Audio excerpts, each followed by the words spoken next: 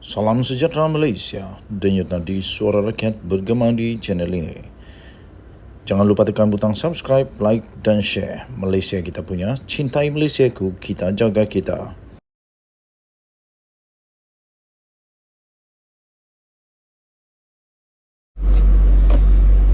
Salam sejahtera Malaysia, denyut nadi suara rakyat bergema di channel ini. Ini satu artikel yang memang pedas sangatlah. Di mana? Di wartawan rasmi laman reformasi blogspot.com. Tajuknya, bes apa bendanya terpalit dengan sakau berlambak. Saya bacakan untuk anda. PN best, bersih dan stabil. Kata dia lah, dia punya stabil, kita pun boleh tengok macam mana huru hara dorang ni. Pemimpin PAS sendiri pun entah berapa kali keluarkan kenyataan yang bukan saja tidak dipersetujui, bahkan menyakitkan hati parti lain dalam gabungan itu. Lantaklah. Yang nak disentuh ni isu bersih ni. Setakat manakah bersihnya mereka ini? Setakat sekarang yang kita tahu bersatu, kita dah tahu sangat sekarang ini terpalit dengan banyak benda kontroversi. Orang Johor sebut Koto Bolo. Koto Bolo. Apa Koto Bolo? Bukan setakat pemimpin bersatu je belasah duit rakyat, kata tulisan ini. Sekali dengan anak beranak dia betul punya kenduri kantung negara. Oi, sekarang pemimpin parti yang bertopengkan Islam pula sudah mulai terbongkar skandal melibatkan pemimpin negeri yang ditabir lepas. Contohnya di Kelantan, ada isu saja tentang pembinaan loji lawatan air yang bukan saja dibuat secara runding terus, bahkan belum lulus kontrak tapi dah mula kerja. Paling mudah kalau nak diibaratkan macam baru bertunang dah tidur sama. Mana boleh macam tu. Parti awak tu dah lah pakai label Islam.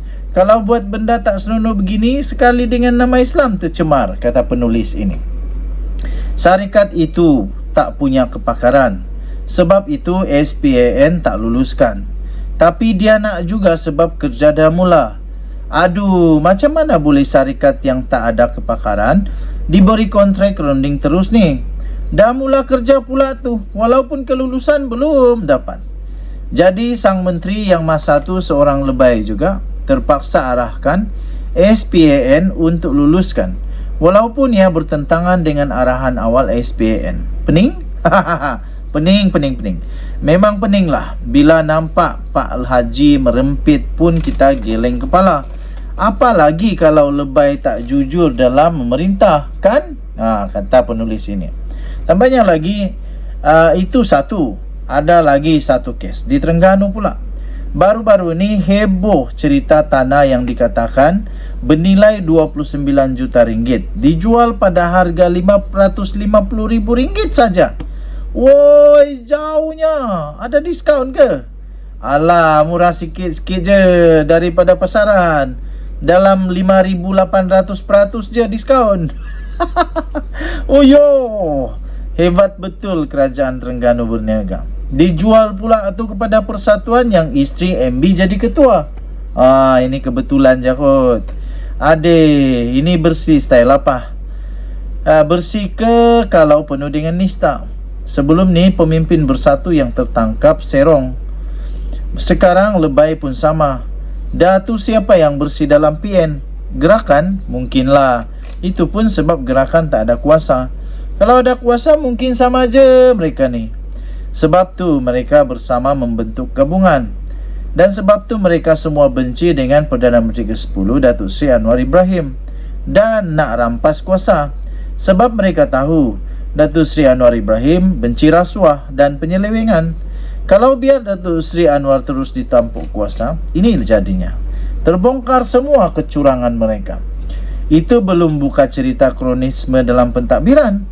Berderet anak beranak pemimpin parti dalam carta organisasi negeri. Alasan dia, semua layak dan dah melalui proses yang betul. Kalau seorang dua tak apa lagi. Kalau dah bersusun, dah nampak sangat ianya terancang. Masa lawan mereka buat, bukan main lagi bising. Rupanya dia lebih teruk daripada lawan. Dah kena dekat dia terus jadi hal kecil. Dengan walaun bolehlah cerita sebab walaun anggap lebih maksum. Tapi dengan undang-undang negara jangan buat main. Kes dah sampai ke peringkat berkuasa. Kita tunggulah apa yang terjadi seterusnya. Tapi aku percaya lepas ni usaha nak tebuk atap akan digandakan.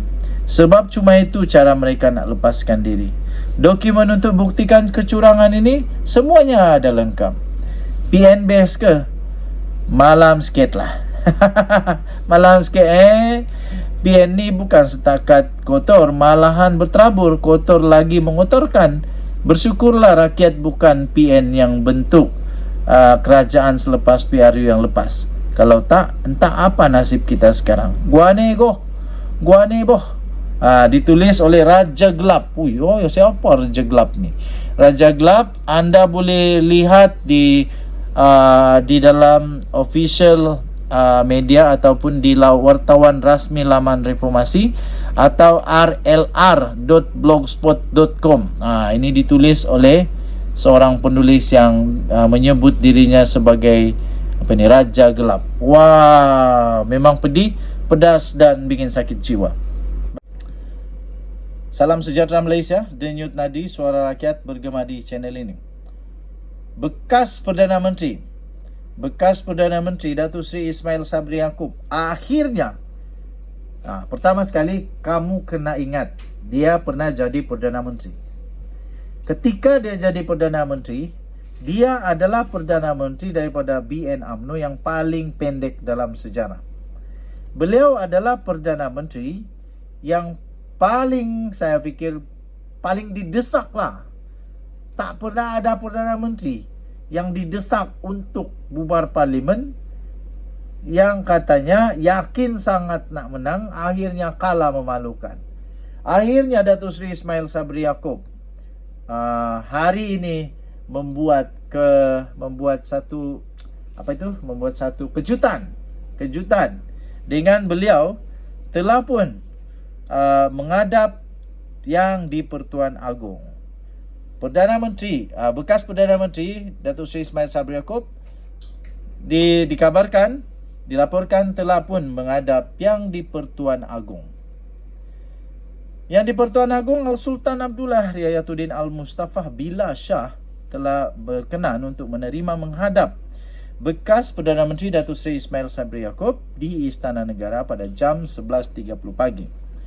Ismail Sabri dalam hantaran Facebook miliknya berkata, beliau menyembah maklum kepada baginda yang di Pertuan Agong mengenai program-program yang dirancang di bawah Yayasan Keluarga Malaysia.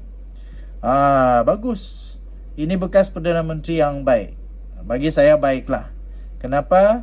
Walaupun dia dah tak ada kuasa besar di Malaysia, dia bukan lagi Perdana Menteri, tetapi dia masih lagi mau kembali kepada komuniti. Beliau masih lagi ada program-program di bawah Yayasan Keluarga Malaysia. Makna kata, beliau memang ingin memperjuangkan yayasan ini dengan baik. Yang mana Yayasan Keluarga Malaysia ini bertanggungjawab membantu anak-anak yatim yang kedua ibu bapa mereka meninggal dunia akibat COVID-19 dan ibu bapa yang meninggal dunia akibat kemalangan jalan raya serta bencana lain dari aspek kebajikan dan pendidikan katanya. Wow, ini satu tindakan yang murni daripada bekas Perdana Menteri ini, dan ini patut diteruskan lah. Pada pendapat saya patut diteruskan. Kata beliau, Patik menjunjung kasih di atas kesudian ke bawah duli yang maha mulia tuanku untuk mencemar duli berangkat ke program YKM khususnya untuk bersama anak-anak yatim dalam waktu terdekat katanya.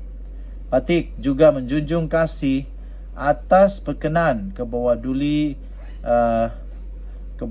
yang maha mulia tuanku yang menerima Patik menghadap dan atas keperhatianan tuanku untuk membantu anak-anak yatim YKM katanya. Beliau turut mendoakan agar Al-Sultan Abdullah sentiasa dirahmati Allah Subhanahu Wa Taala, sihat walafiat dan dipanjangkan umur serta sentiasa berada dalam lingkungan dan rahmatnya, kata laporan tersebut. Okey. Tahniah diucapkan kepada bekas Perdana Menteri. Kita berharap Semoga Perdana Menteri yang lain pun mengikuti jejak Datuk Seri Ismail Sabri Yaakob. Kalau dah habis tak ada kuasa, lebih baik macam dia lah, diam-diam saja.